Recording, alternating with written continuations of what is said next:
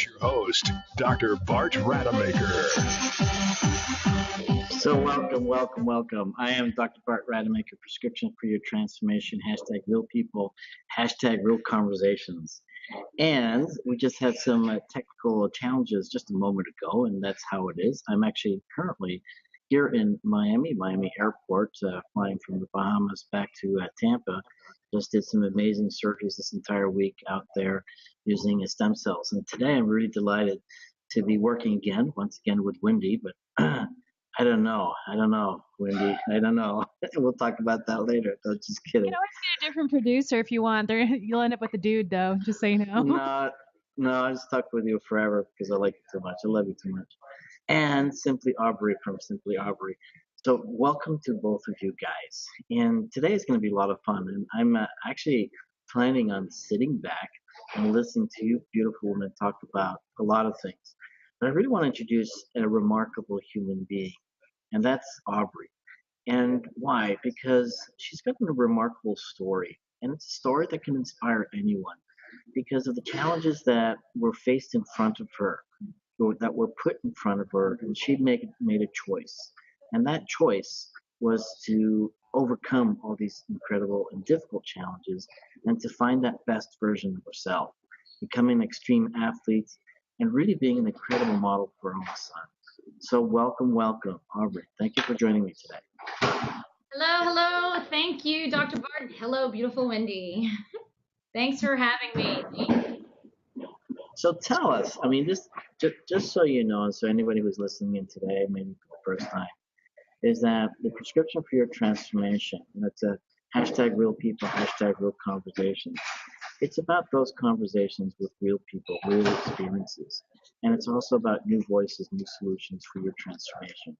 It's bringing to the light personal stories that will help and inspire others to make the shift and the changes in their life. Because it ultimately comes down to a lot of different things that we just simply don't know, that we don't know in our life that could actually make the real difference. And when we get to hear those stories from other people, and what is it that they did to shift in their life, then that's what this platform is designed to do. So I'd love to hear a little bit about your personal journey, your personal story. And I do apologize for all the background noise, by the way. And but dishes also, back there. yeah, but also some of the wisdom that you impart to your clients, because I love a lot of the things that you share with me just before the show. Awesome. So, just to give a little bit of background to me, or about me, I was born in the Philippines to a broken English, full-blooded Filipino. Already had 3 children of her own from a previous marriage. My father and her fell in love, and at the age of 3, came over to the United States. He was a military brat. Unfortunately, at the age of 5, mom and dad split up, and there's always different sides of the story, but the story that I grew up with was I became a poverty mindset child. We lived in housing authority. We lived on food stamps. We lived on block of cheese. Back in the day, you lived in the projects, you ate a block of cheese, and they were so yummy. But the neighborhood didn't show me that I was stuck there. What the neighborhood showed me was so much more than what I could see. And fortunately for me, I had something deep inside that said, help me to I turned to athletics. And athletics made me go. And athletics, what it did was it got me to turn down everything around me, all the noise, all the racket, everybody that was around me telling me, no, I can't, and this is who you're going to be, and this is your journey, and this is who you're going to stay. I was able to get into athletics and turn all of that off, and it was against me and myself. And fortunately, that fire, and that fire just got bigger and bigger, and fire grew into taking our basketball team to playoffs for the first time ever, going and getting a volleyball and basketball scholarship, where I then started coaching little boys at the YMCA, and it just fed fire to fire that I just grew. From there, it has taken me a while. Going from a girl raised by a broken English woman with 4 children in poverty, I now can tell you that I've got 56 products on the shelf. I've got 5 or 6 infomercials, another infomercial about to come out in 2 weeks. And I don't even think I'm big or anything. Like it's just the blessing that I've become who I've become already. And I still have such a journey to go. I turned 40 in January at the 7th, and I cannot fathom what the next 40 years of my life are going to be, because I've just experienced so much more in the last 40. But here's what's so exciting. Not the journey that I took, but the journey that I was on actually is so relatable to so many other people. Going from poverty and being engaged to and kid was an amazing guy. Then I got to win the award of a domestic violence survivor. That's crazy, but that story got to help so many other women and understand why they were stuck. Growing up, I was like, why don't you leave that guy? He hit you. Oh my God, I totally understand why she never left him. Going from being married, now have a 15-year-old, divorced for 10, being a single mom, broke. How am I going to make it? I've got a kid I got to take care of. I've got to do the hustle, but I also want to stay in shape. How do you balance life, but keep yourself in as the priority? So many wonderful things that I was able to experience over the last 40 years. I honestly can sit with any woman in any situation, and we can talk for hours. So, Wendy, let's get going. Well, so here's my question for you. I mean, what is that mindset? What are those key distinctions that allows you to be everything that you want to be, despite the fact that you came from a place that was, for no better way than saying it, kind of against you? It was totally. We always start out talking to everybody. It's mainly habits and choices, right? There's 2 things you can control, and everybody has their life. But I totally believe there's 2 things you can control in your own life: how you react to a situation, how you manage your activities. We're all given the same time frame. We're all given the same response. It's how you deliver your response to a situation and how you manage your activities. I remember going back into my sales rep days, and I love being a sales rep because you can make a ton of money doing it, because all you have to do is love on people, and relationships sell, right? So I remember taking out, when I was in my sales rep role, and I took out my manager, in the first half of our day, it's like, Aubrey, we've done more this first half of our day than I've ever seen anybody do in a week. You are so productive. And I said, well, as a single mom, every second counts. Because if I want to be able to be there with my son when he gets off the bus, I've got to make an 8-hour day happen in 6 hours. So we've got to move. So I always tell everybody, it's truly the way you respond to your situation. You can accept it or you can reject it. You can reject it with love. Doesn't mean that it's got to be ugly. And you got to manage your own activity, because we all get a choice. And if you don't put yourself as a priority, nothing else is going to happen. Just like when you're on an airplane, they say, okay, if the air crash, if the airplane crashes, the mask is going to fall. Make sure you put your mask on before you put on anybody else's. A lot of people live life with that, right? We forget we've got to breathe. We've got to eat. We forget we got to work out. We forgot we got to go boxing, because otherwise lose it. So the situation that you are dealt with, you can either play the hand or pull another card, right? So just, it's about choices that you make, about things of reactions, and how you manage your time. It's kind of funny too. I tell everybody about the light switch, and I don't know if you've ever heard this story, but I always tell everybody it's like going into a dark room. Out of habit, because it's dark, you're going to flip the switch on. Do what you need to do in that dark room or in the lit room. You work out, out of habit, you're going to turn the light off. But when you go back in the room and it's dark, you got to flip the switch back on. There's light. Coming back out, you switch it off. So until you create the habit of, 1, reacting, choosing to leave the light always on so you're never going to have to turn the light on and off again, or going in that room when it's only lit and do the activity you need to do in that room, you get to choose. Everything in your life is flipping the switch on and off or choosing to leave it on.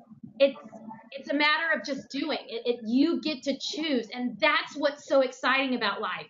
You don't have to do what you don't want to do. Period. I love it. That's me. You know what? Good, perfect. You know, one of the things that I share with people as a performance strategist or life coach is increasing choice. You know, helping people find more choices. Because here's what's true. I mean, you're in charge of your brain, so you're in charge of your thoughts. If you're in charge of your thoughts, then obviously you're in charge of your actions and your behavior, and also how you feel about things. And so you are in charge of those things. And unfortunately, so many people are choosing to be a victim. They will tell you that, you know, it's because of where they came from, it's because of the economy, it's because of their age, it's because of their education, you know, what have you. But the truth is, you're absolutely 100% right. You know, it's about making that choice. The challenge that I find sometimes is that, you know, people just don't know how to choose or what to choose. And so here's my question for you. And I have tons of respect for a single mom taking care of a child, totally committed to their growth and their well-being at the same time, you know, creating a livelihood, and then in addition to that, taking care of you. That's impressive. Thank you. So how you know, when you say time management, right? Yeah. How do you specifically do that? How do you make those decisions about what it is that you need to do, or how do you organize your day? Because I'm kind of curious, because for most people, I think that's one of their biggest challenges. So I'm a sticky note junkie. Like I'm a sticky note junkie. I'm a sticky note junkie. So the reason why is I start with my clients and I say we all have cell phones and we all have timers. Just like we are at school, we're all used to sitting for 50 minutes. So if you're doing something, I always say set a timer so that you're completely devoted and you're done and you're in that for 50 minutes. So 50 minutes, your timer goes off, boom, there's a 5-10 minute break to go refresh your mind, go do whatever. So your activities are set in place. I personally set an alarm to wake up. I set an alarm to start saying my prayers. I set an alarm to go make sure that I am on the stair stepper and I'm stepping. I have an alarm that says, get up because you're about to take on the world. You need to go cook breakfast for your son. Hey, 6:30, you've got an alarm that says you need to get the boy ready to get out the door. So there's reminders constantly. And what's most people don't get is we have technology that can kick us into our own habits, but because we get so wind up into activities, we forget where time goes. So I'm totally all about activities. So I don't think you can see it. I have a planner, right? Okay. So this is all next week. So I look like this blue, this is my personal morning time. And at 5 o'clock, that's where I start my prayer. And I write in there, I'm praying. And then at 6 o'clock, I wake up my kid and I write in there, woke up my kid and run. So I love it. So it just shows you, and what a lot of people forget is we spend so much time on Facebook and the internet that people say, I don't have time to work out. Well, bull, you probably have 45 minutes of Facebook and you can go work out. So we do a lot of time activities with my clients. So I don't know if you can see it. Is it coming up? No, we can't. Oh, there. Okay. Yeah, there it is. So prayer, can you see that prayer? Drive Justin. I worked out my girlfriend rehab with Dawn. I went and had breakfast with Shelly. I worked. I sent an email to a CEO. I updated my resumes. And so it's activities. It's all about, oh, did my light go? Oh, there it goes. It's all about just staying strict on what your activities are. And then at the end of the day, I say, okay, what are my priorities? What didn't I get to? Here's my weekly. Did I do my prayers? Did I go work out Dawn? Here's my priorities, you know. My infomercial's coming out. Did I do advertising for my infomercial? Did I do my product information? So it's a matter of making sure all your activities are in front of you and you see it. And you know, none of this says play on Facebook. It doesn't. It doesn't say that because I've got so much I want to get in the day that a play on Facebook doesn't happen until Sunday. I get messages every now and then on Facebook, so I play, but it's got to keep your priorities straight. So when I sit with the client, I'm saying, okay, what is your priorities? What do you have to get done? And let's rearrange that. If you have to work from blah to blah, you got to calculate drive time. You got to calculate makeup time. You got to calculate doing your hair time, shower. Let's look at what your time looks like, and let's squeeze in 10 minutes here or 5 minutes there. That's better than 0 minutes, right? And here's the thing. If it doesn't work out, God, you have tomorrow. You get to try again. And then if it still doesn't work out, we'll tweak it. And then guess what? You get to try again. If you don't get to try out, guess where you are? You don't have to worry about it. So how much time That's awesome. do you give yourself to fill out your weekly timesheet the way you did? What do you give yourself, like set an alarm, like, okay, I have 10 minutes to fill out my next week's itinerary, or how do you do that? I do it all on Sunday. So most people really know what their week looks like. So like during my week here, I'll fill out next week on what I need to get done. But priority wise, I already know from 4 o'clock in the morning until 8 o'clock, all personal. Like it's me praying, me eating, me fixing my son's lunch and breakfast, me driving him to school. Like my son and myself are my priorities from 4 a.m. until 9. And then from 9 to 6, boom, you got me. I'm working heads down, ready to go. In the middle of that, it's a drive time to go grab my son. But I do it all on Sunday. And you would be so surprised how much time you actually can get in.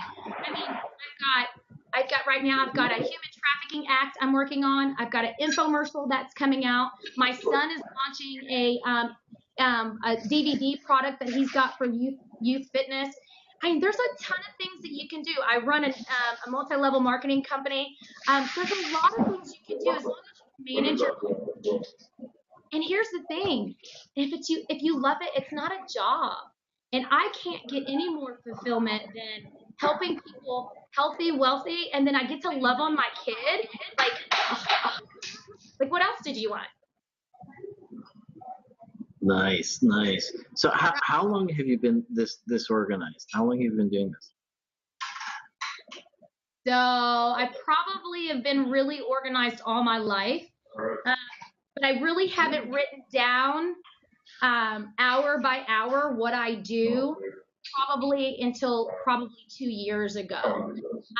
I caught myself looking on Facebook. I'm like, I'm just going to do it for 5 minutes. I look up and it's like, how did 2 hours just pass? So I'm like, okay, I've got to break that habit. Like, where am I falling short? So I started documenting my days. And it's the same thing that I tell my clients. I need them to document what they eat, right? Like, okay, if you eat a piece of candy at 9 o'clock, I need you to write down I ate a piece of candy. If you drank water at this time, I need you to tell me how much you drank. Because the more organized you are, the more you understand what's going on, and the more clarity I get on, yes, you are gaining 20 pounds. Maybe it is all the coffee that you ate and all the sugars and the lattes. Because they didn't even realize they were having 5 or 6 until they actually wrote it down, right? So it's the matter of being aware and being aware of yourself, just more self-awareness of the activities and what you do throughout the day. And what All right, so I have a question for Wendy. How organized are you? How organized? Okay, here. For example, I'll let you see my schedule for radio. All right. So I guess I'm pretty organized. Yeah, you have to be, right? You do, and especially because like with what I do, time is money, and if I get sometimes 4 minutes between shows. God forbid I should actually pee, because I'll have like 6 shows in a row.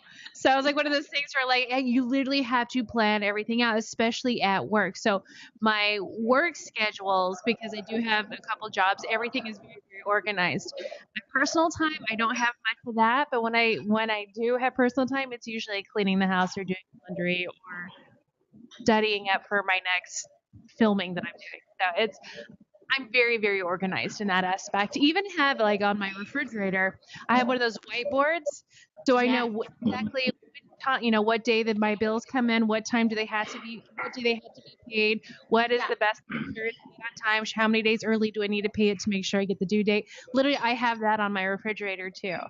Adulting is not fun. No, it's not. It's not fun. I don't like being an adult. I miss being a kid. I tell my son that all the time. Relax, dude. You got plenty of time to have to worry about all these little things. Yep, Mhm. I agree. Yeah. So one of the things that I find fascinating about you, Aubrey, is that you're so incredibly organized, and I think for many people that would seem like it's too much work. But here's what's true about it though, is that we all have the same number of hours per week. It's 168. And so if you're not planning it, if you're not scheduling it the way that you want it, then somebody else will or something else will. And that's kind of unfortunate, because then you're truly wasting your time and truly wasting your opportunities to do what it is that you want to do. My personal challenge is that, being a surgeon, and, I'm not always in control of that time. And I've been doing this for years and years and years. It's sort of like I can't be talking to a patient and say, okay, your time's up, next. That doesn't work. So, I've gotten away from that challenge. And my challenge today is that, I have so many projects that I do, is that I very much underestimate the time that I'm going to spend on this. And so then I get very involved with something and then find out, that I had scheduled an hour and now it's actually 3 hours later.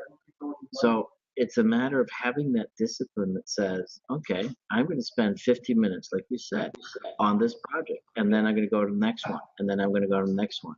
And that way, you obviously will achieve a lot. What I respect so much about you, and it's very, very true, most people that are incredibly successful and are very effective in their life, is they get up early. What time do you get up, Wendy? I was up at 6 this morning. On the weekends, I'm usually up by 5. Nice.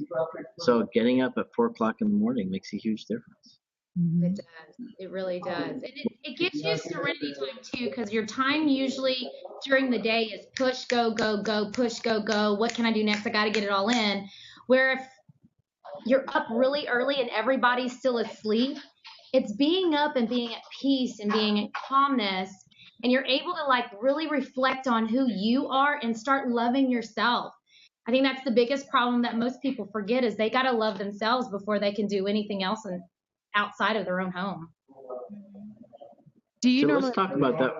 at night? I'm sorry? You normally work out in the mornings or at night? In the mornings. I work out in the mornings. I used to work out like 5:30 in the morning, and now it's pushed to 7, depending on where. I've got a girlfriend who I can't blame it on this, but she took a flu shot and she got paralyzed. Up to a year now, she's been struggling with coming back and being able to eat.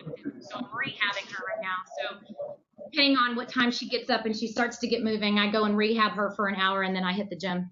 But yeah, I work out in the mornings. But here's what's crazy, because I work out in my own house. So after my 15 minutes, like straight focus, I've got a 10-minute break that I usually do, like bathroom, walk around, refocus. But I get on my trampoline and I run really fast on my trampoline for like 35 seconds. And your heart, those two, your heart, but your heart just gets really, really fast and you get to wake up. And if you go really fast and you do it right, you actually can get really great rebounded muscles with it, because the rebounder is amazing. But you get sculpted muscles by just running really, really hard, and just like if you were to be running a full sprint. But I do that for like 35 seconds, 4 or 5 times during the day, so it's really fun. Wait. And And you do that on a rebounder, you said? I do. Nice. Yeah, and then sometimes at lunch I have a sauna in the bedroom, so sometimes I do infrared sauna, depending on the day. So you're a wealth of great ideas. So when you talk to your clients, Yes.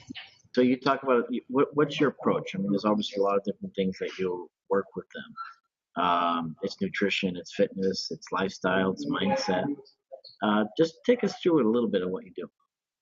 So I always tell everyone that fitness and nutrition is just like water and air. You need water and air.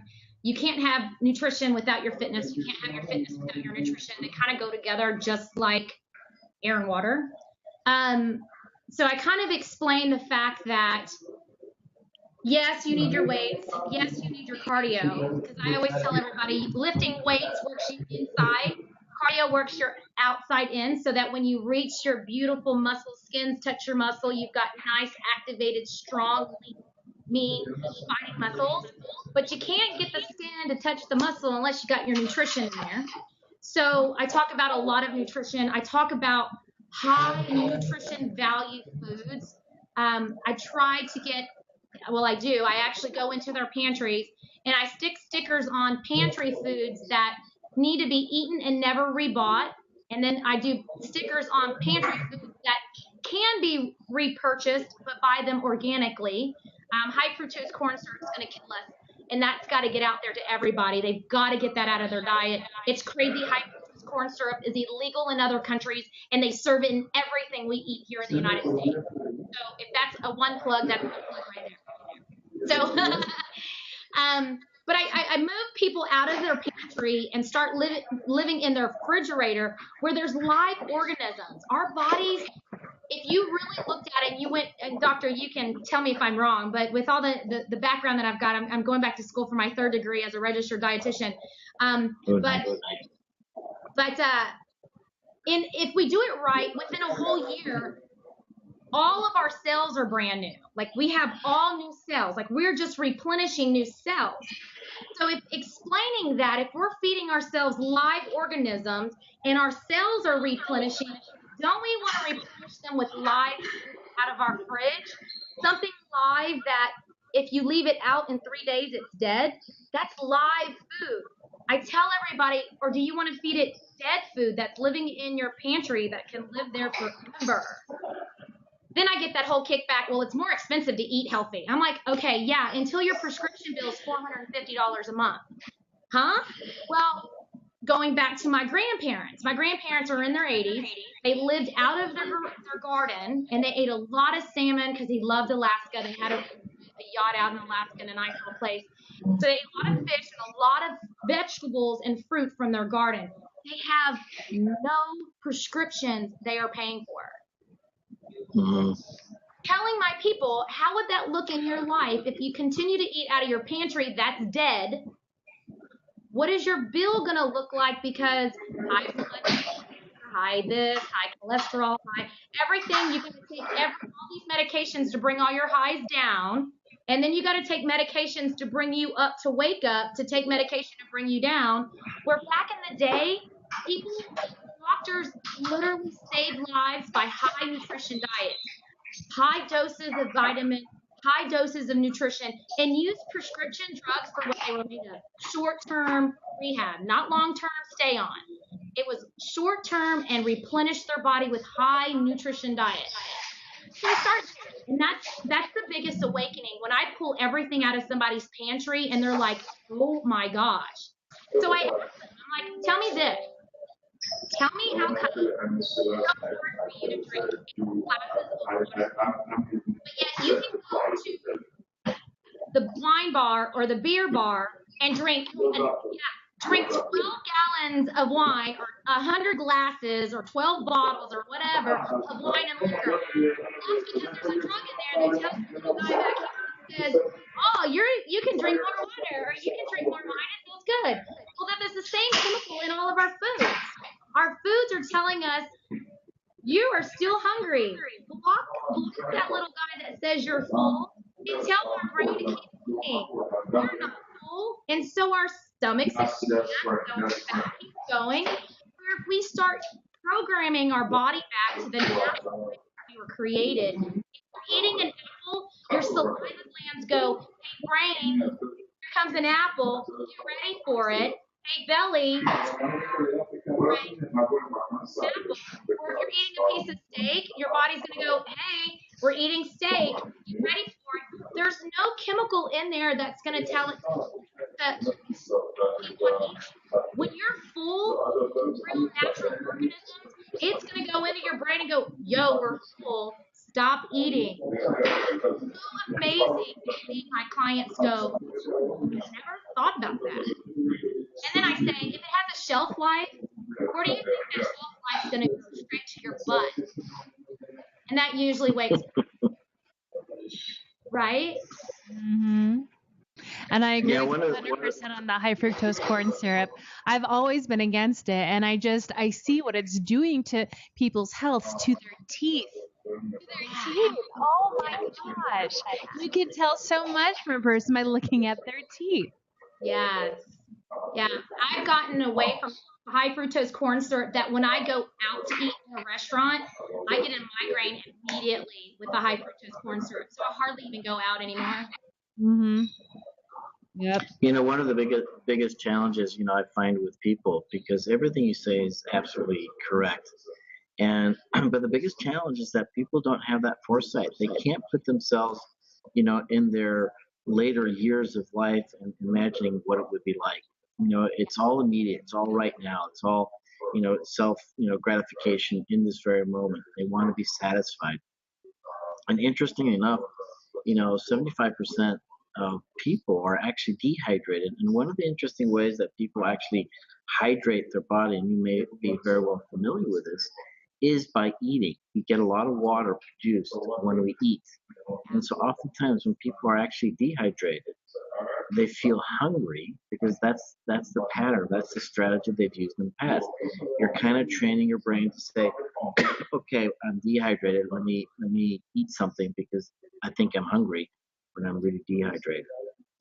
But it's true though, what you're saying as well. Live foods matter because with all the synthetic nonsense that's out there, the body doesn't know how to process any of these things. And quite frankly, you talk about, high volume or high value, vitamins. I personally prefer to get those from live foods. I don't do very well in supplements and things like that, simply because it's foreign to my body in one particular way. I'm very sensitive to it. So what I do, I juice. I love juicing. And it makes a huge difference. The other part that I do is I grow my own sprouts. And that's a lot of fun. And so talking about saving money, boy, you know what? If you juice, you grow your own fruits and vegetables, your herbs, your sprouts, you actually save a lot of money because you're also less hungry. Yes. And a seed replenishes itself. So often. Also, another thing, in regards to sweeteners, I don't know about you two, but I have a stevia plant. So anytime I need something sweetened, I'll use it. I'll pull leaf off the plant and use that. I dehydrate the leaf, and if I want to do like a sauce, I make my own sauces for spaghetti. What I do is I will crumple up the leaves if I need any sweetener in there, and I put it in that way. That way there's no sugars, no high fructose corn syrup. I don't believe in, Splenda? I don't want chemicals in my body, so why not just have a plant and pull the leaf off the plant? Yeah. So what are your thoughts on agave sugar, agave syrup? Is that good? I don't use any of that stuff. I only use local honey. Yeah. I've not tried agave. I've only tried the stevia plant. My sister's she was born was a type 1 diabetic.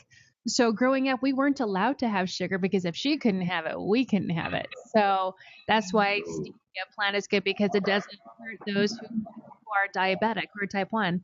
Yeah. That's what I tell a lot of my patients, my clients. I tell them, if you wouldn't give your child that, why are you eating it? Mm-hmm. So that covers the nutritional aspect. So now let's go to fitness. How do you manage your clients about fitness? Again, it's just activities, right? So we look at their time, we look at what they can tolerate, what they can do, what level they're at. A lot of people just think that they need to go out and be gangbusters and run a marathon the next day. Not going to happen. So it's mainly just, taking it one step at a time. In order to get up the stairs, you got to lift one, but you also got to put that foot down in order to get to another one. So it's not just a high road all the time. You got to get up, down, up, and down. So there's going to be struggles in it, but I just guide them. I do a lot of yoga. I do a lot of Pilates, a lot of meditation, body weight stuff. I believe in resistance more than just heavy weight. Especially our women, we just need to be more. And mainly in our life, as long as we're going to be able to sit in a toilet, we'll be actually independent. If you've got to get somebody to help you to get up and down off of a toilet, you're no longer independent. So I always flex your legs, knees. We got to stay flexible on the back. If you can't carry your own body weight, you got problems coming. So I tailor it to what they need. Sometimes I've got really big athletes. My son, who is a junior Olympic athlete now, who has been blessed with some amazing hurdle legs. He's a 400 hurdler. He's a completely different animal than I would take some of my clients who could barely, walk or run an entire 400 meters. So it's a matter of just finding out what works for them, and then we tailor it. We really talk about what can work and what can't work, what their experiences was, because a lot of times it's just mainly the experience that they had doing some type of workout, right? If we can take that experience away and just get them to do this exercise, whether it's in their home or out at the gym, we'll get some really good response with it. Very good. Very, very good. So I'm going to mute my mic back and forth only because there's a lot of interference down here. My producer is giving me notes through the chat here. Sorry, guys. This has so much amazing information, and the way because we're on Blue Jeans, the way Blue Jeans works is whoever is the loudest, that's where the majority of the vocals will be coming from. So even though Aubrey's giving us such amazing information, the gentleman that is in your general vicinity is speaking louder than she is. So I'm hearing his conversation. I feel like a weird voyeurist. I don't want to be the creepy person. Creepy. Well, I'll let him know that I have a boxer friend that's gonna box with him to be quiet. That could work. I am boxing after I'm done with your show, so it's gonna be great. Wait, Aubrey, what do you think of boxing as a form of exercise? So I actually trained in MMA for a little while. I absolutely love it. So here's my problem with boxing is I used to beat up boys growing up, and I enjoy hitting. So I had to learn to control it. So I absolutely love boxing. One, it gets all of your frustrations out of whatever that day is. And then all of the muscles that you use for it is by far the funnest. And then you throw some kickboxing in there, a couple of slam your body down and a couple of chest punches and a face punches, and your world's over, or at least their world's over. God, it's just such an amazing feeling, isn't it? Yes. It makes me feel so strong, like it's in the world. I love it. So we were at an MMA training night, and I don't know if you have ever done the telephone poll. Have you ever, or telephone booth? It's called telephone booth. So one person stands against a pole where they can't back up, and the line of people, you get a line of all of everybody else in front of you, and the person that's against the pole, all you do is get to block. The person that comes up, they're the hitters, so they're hitting constantly, right? And you're knocking everywhere, and the person on the pole is all just blocking. Oh my God, that is fun. Like on both ends, like to be able to block somebody's punches because they're just swinging and you're not able to swing back and you're blocking, but to be able to land a hard punch like a real one, that's fun.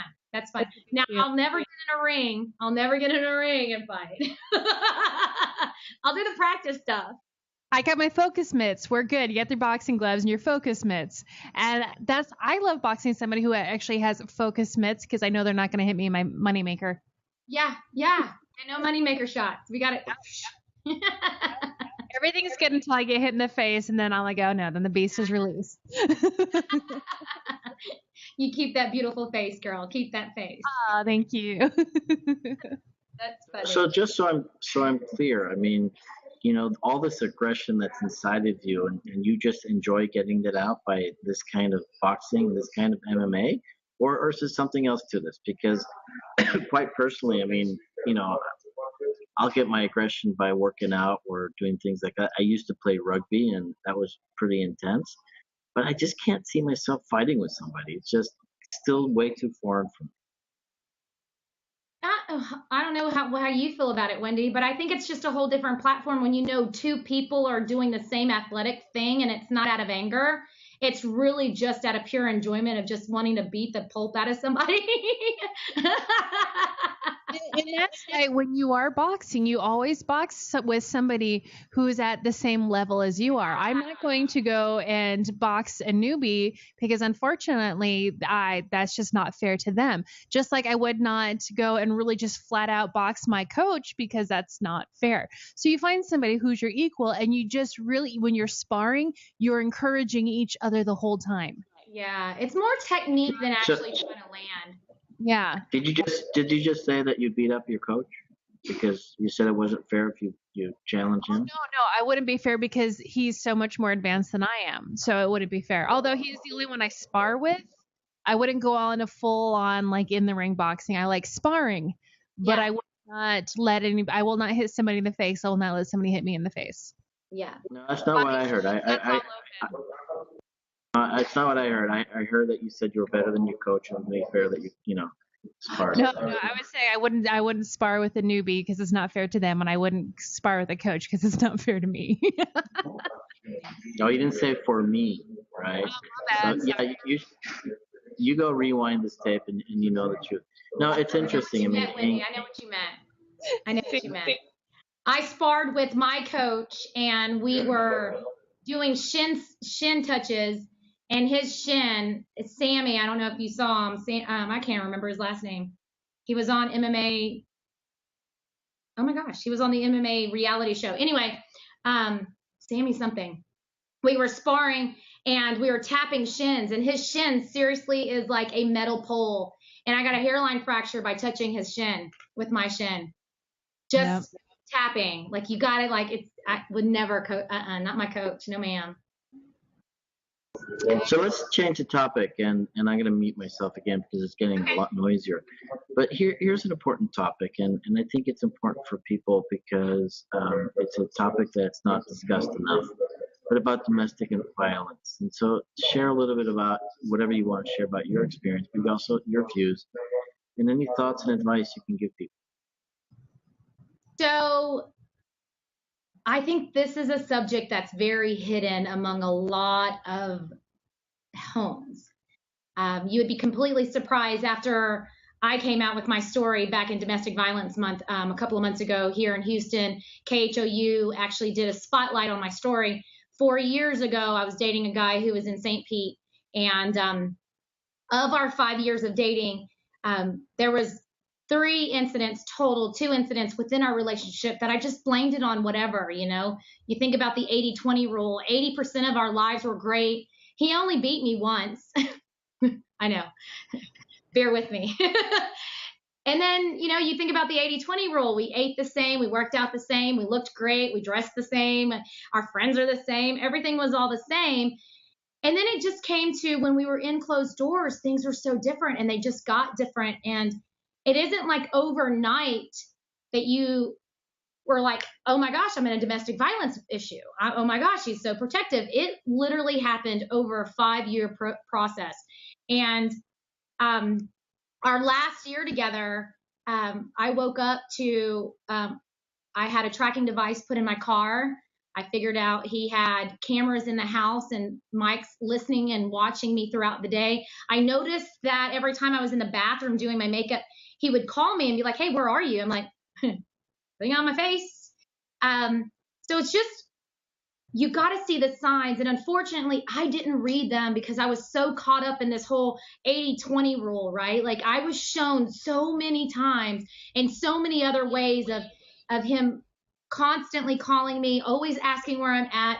He would get mad if I was at an interview or a set, or if I was somewhere and he called me and I didn't answer my phone, he would get angry. So eventually I just started answering my phone, and I let it play, and he'd sit on the phone for however long that meeting took until I could pick up the phone and he could hear me and talk to me. And I didn't, and I thought because he lived in St. Pete and I lived here in Houston, that it was his insecurities. He just wanted to know if we lived in the same city, things would be okay.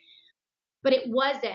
And so my message that I had to all the women when I was speaking to them was, the signs are there and you see them. And unfortunately, it takes a really strong person to see them and want to make that move. Because when I found myself in there, and I was at the time, I lived in St. Pete because I gave up my job here in Houston. I moved out there. We got engaged, and he beat me. And when I left, I had nowhere to go. I was like, oh, like I have no money. Like we ran out of all my money. We played with all my money and a trust fund kid, and oh my God, we didn't use any of his money. We always used all my money, and I still have bills. I have a 15-year, at the time it was, he was 11 or 10. Oh my gosh, like what am I going to do? Like where am I going to go? And that moment right there is why women go back. They have nowhere to go and they have no money to do it. And that right there put me back at his door going, I can't get home. How am I supposed to get home? And fortunately for us, there was a lawyer friend that was in there, and he said, Aubrey, this relationship's toxic. I said, really? Did you tell him? And then, I asked him, I said, did you tell your friend what you did? And he was like, what? And so he's like, yeah, Aubrey, this is toxic. He goes, what do you need? I said, I have no money. He's taken all my money. And in the background, my ex-fiance said, she doesn't need anything. She's got money. She's got money. He looked at me and he goes, how much do you need? I said, I just need gas money to get home. He gave me a hotel that night. He purchased, our friend purchased my hotel for that night. The next morning, I came back to a mover's truck that I would only give him back the engagement ring if he would pack up back all my stuff. Gave him the engagement ring, and I came back the exact next day, October 1st of 2013. And that is where I realized where women go back. Because if it wasn't for that one friend that said, no, this is toxic, I probably would be begging him to keep me. Because I had nowhere to go, I had nowhere and no money to get there. I even called the women's shelter at the time out in Tampa, and they needed me to press charges. And here's what's so crazy is I didn't want to press charges on him because I loved him. Like I really did. Even though he beat me, I was madly in love with him. Like he was everything to me. And I felt like I was supposed to be his Ruth and help him through all this junk. And I'm going to bring him to the Lord and all, all this stuff. But thank you for the friend that I had in that house, because if he didn't go there, I probably would be a very bad case right now, which we just had a case in Houston that a girl was found in her garage wrapped in incense in a plastic bag for 2 full weeks because her boyfriend beat her up. So I don't know my outcome, but what I do know is I want to let women know that there's help out there. The women's shelters will help you if you just go and do what you needed to do. The women's shelter wouldn't take me in St. Pete because I didn't press charges. But luckily, our friend was there and was able to give me money to get home. I got home and I did only thing that I knew what to do. 2 things. I prayed really, really hard. I was probably depressed for the first 9 months I came back home, but I worked my butt off. Like I was like, I have $0. I have no time whatsoever to even think about complaining. I gotta go. And I tell you what, within 1 year, when all of my cells were redone in my body, 1 full year, I was back on my feet. And now I'm a person who can speak about that journey to every woman out there. There's help, there's a place to go, and you're not alone. There are many, many people that have come out because they heard my story about a sister that's being abused, how they're being abused, where to go, how to get help, helping with phone call only, with people just wanting to talk about their situation. If there is a woman out there that finds themselves in that situation, don't lose hope. Reach out, and you can do it anonymously. Is that how you say that word? Anonymous. You can do it anonymously. But there's help, and I'm so grateful and thankful. 4 years fast forward, my life had a bit of a hiccup, but I'm back. And I'm back with a vengeance, and I've got 2 years, and my boy's in college, and I can't even imagine what my life's going to look like after I don't have to wake up and cook him breakfast and drive him to school, because I'm going to get so many hours back in a day. I can probably do another job. 3 more jobs. 3 more minutes, one of the two. that too. Oh, there you go. 3 more minutes. So you're totally amazing, Aubrey. That's incredible. And so I'm going to ask you a quick question and mute myself again. So when you look back at your experience, was there a time perhaps early on in a relationship that you can pinpoint so that, and if knowing what you know now, it would have made a different decision and you've gotten out of that relationship or done something else? What are some of those signs that early signs that you can identify? And what are some things that you can do too? And also, and you have to answer all this in less than a minute. Hurry. Also, finding your own independence, helping women find their independence quickly. Well, one, I would tell you that the first time he cheated on me and we were just dating, that was my first biggest sign. I should have let him go then. But I believed in all of his words. And because I truly at that time was loving him more than I loved myself or loved my Lord, I had to get grounded, and I wasn't grounded. And it was a hard way of getting grounded. But I tell you that there are signs, and there's immediate signs. The first time when you are dating somebody and they're not fully committed to you, they'll never commit to you. So I would tell everybody right now, when that first sign of them telling you they love you, they're having sex with you, and you are totally committed, and they branch out and do it while y'all are dating, get out. It's not worth it. What was your next question? Finding that independence.